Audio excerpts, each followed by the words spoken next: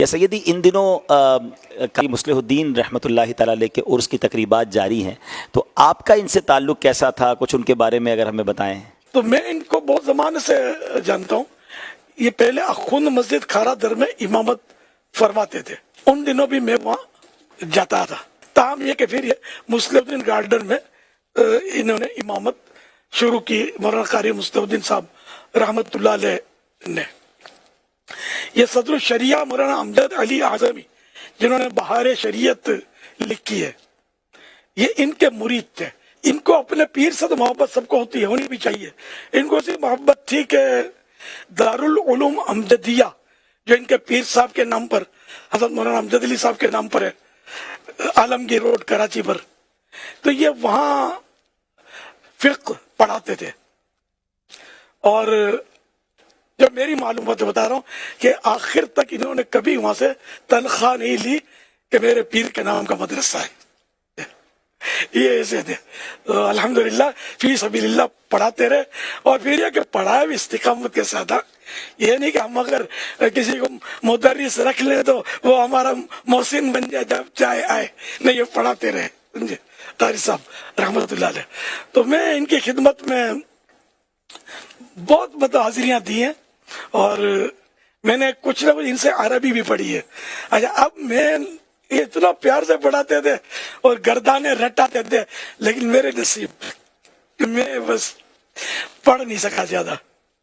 ہم وہ پڑھتے تھے انشاءاللہ عربیہ، شاید یہ پتہ نہیں بغیر کتاب کے زبانی پڑھاتے تھے، شاید بغیر کتاب کے زبانی پڑھاتے تھے، وہ گردانے رٹاتے تھے، فاعلہ فاعلو فاعلہ، تو یہ سب یہ گردانے یہ رٹاتے تھے کہ اگر یہ پکی ہو گئی آگے عربی آسان ہو جائے گی۔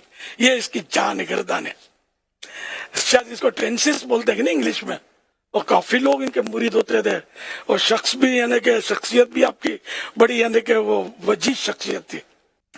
کبھی ایسا بھی ہوا ہے کہ ان کو کہیں جانا ہو تو مجھے سونپ کر گئے تھے مسجد میں، ان کو بیان ان کا تھا، تو پھر کوئی عذر ہو گیا، ان کا جانا ہوا کہیں تو مجھے سونپ کر گئے تھے۔ تو ایک بیان تو مجھے یاد پڑتا ہے کہ ان کی جگہ میں نے کیا تھا مصلح الدین گارڈن مسجد میں۔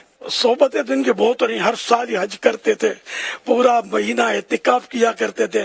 اور میں نے زندگی میں پہلی بار اعتکاف کیا، اس وقت یہ پورا مہینہ نہیں کرتے تھے غالباً، تو میں نے اعتکاف کیا نور مسجد میں، میری امامت تھی، تو پہلا اعتکاف تھا۔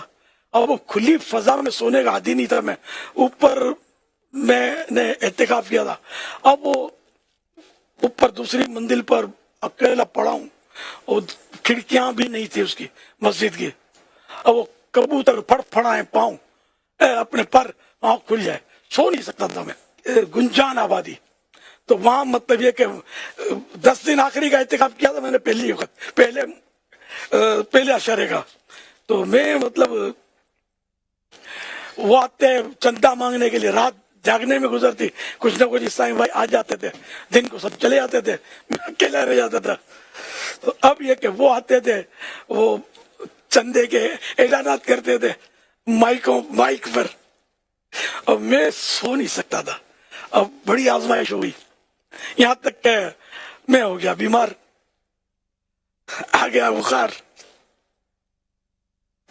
اور پہلا اعتکاف، اب میں کیا کروں؟ شاید قریب تھا کہ میں دل چھوڑ جاتا،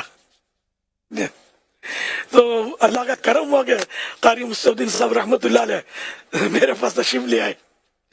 ان کو کسی نے بولا ہوگا کہ الیاس اعتکاف میں بیچارہ بیمار ہو گیا ہے، تو مجھ سے محبت فرماتے تھے، تو یہ تشریف لے آئے، اور مجھے کوئی دلاسا وغیرہ ادھر دیا ہوگا انڈرسٹوڈ، جب تشریف لائے تھے تو یوں پھر میں نے دل پکڑ لیا گیا، اور میرے اعتکاف جو بھی تھا وہ 10 دن میں نے وہاں الحمدللہ پورا کرنے میں کامیابی حاصل ہوئی۔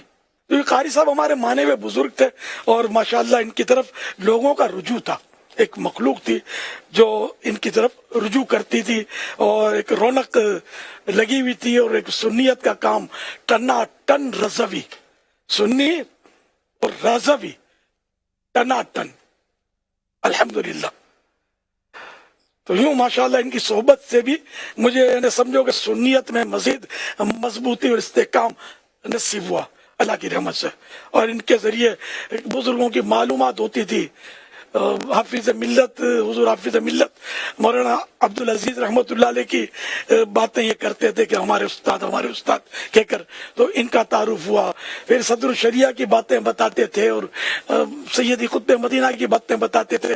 तो इस तरह इनके जरिए हमको अपने आला हज़रत के खानदान की, आला हज़रत रहमतुल्लाह अलैह के उलमा खुलफा वगैरह की मालूमात होती रहती थी। और इनके अकीदतमंद, इनके मुरीदीन वो कराची में दूर दूर से आते थे। एक इनके मुरीद को मैं जानता हूँ, अब तो खुदा जाने वो हयात है या नहीं है, हाजी मोहम्मद अमीन शायद नाम था इनका, या अमीन नाम था, हाजी किया नहीं किया। ये गालिबन धोराजी कॉलोनी में रहते थे और जुम्मे की नमाज पढ़ने के लिए मुस्लिम गार्डन एक बार या कई बार ये पैदल चलकर इनके बारे में सुना कि जुम्मा पढ़ने आए या आते थे। ऐसे दीवाने थे। अब खुदा जी मुझसे बड़े थे उम्र में, जो मुझे याद पड़ता है, तो अब अल्लाह बेहतर जाने, जहां भी हो अल्लाह खुश रखे, बेस सब मगफिरत करे। मेरी गलत फहमियां हूँ तो अल्लाह माफ करे। मैं अब मतलब पुरानी यादें और अब ये जो दो चार बातें याद आई तो मैंने अर्ज की बातें तो यूं याद करने बैठे तो और भी हो सकता है याद आए। तो यूं बुजुर्गों की बातें सुन सुनकर इनसे बुजुर्गों की अकीदत बहुत मिली मुझे। और पक्के आदमी पक्का होता चला जाए कि अपने बुजुर्गों पर जो पक्का होगा ना उसका अकीदा पक्का होगा। अब बुजुर्गों के बारे में ढिलमिल यकीन होगा, वसवसों का शिकार होगा और उनमें खामियां ढूंढता फिरेगा, तो फिर ये किसको मंजिल मिलनी नहीं है। मंजिल तो सही बात है आंखें बंद करने से मिलती है अपने बुजुर्गों पर। मैं आपको ये बहुत पत्ते की बात बता रहा हूँ। बुजुर्ग माने वो कि जो शरीयत का पाबंद हो, कुरान और हदीस पर अमल करता हो,